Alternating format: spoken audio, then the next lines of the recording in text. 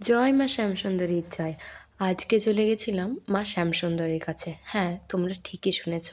আর ট্রেনে না বাসে না, এবার আসুন হেঁটে হেঁটেই। শিয়ালদা থেকে জাস্ট 15 মিনিটে তোমরা পৌঁছে যেতে পারবে মা শ্যামসুন্দরীর মন্দির। তো চলো আজকে তোমাদের একটা ঝলক দেখাই।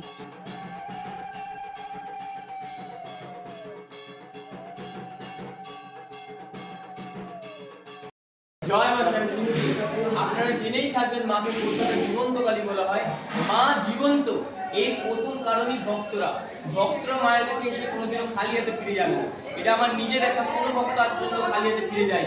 আর মায়ের এখানে বিশেষ চাল আর কলা দিয়ে মাকে ভোগ নিবেদন করা হয়। এর পেছনে একটি বিশেষ ঘটনা আছে।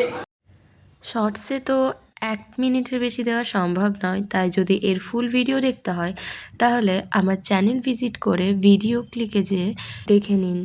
জয় মা শ্যামসুন্দরী।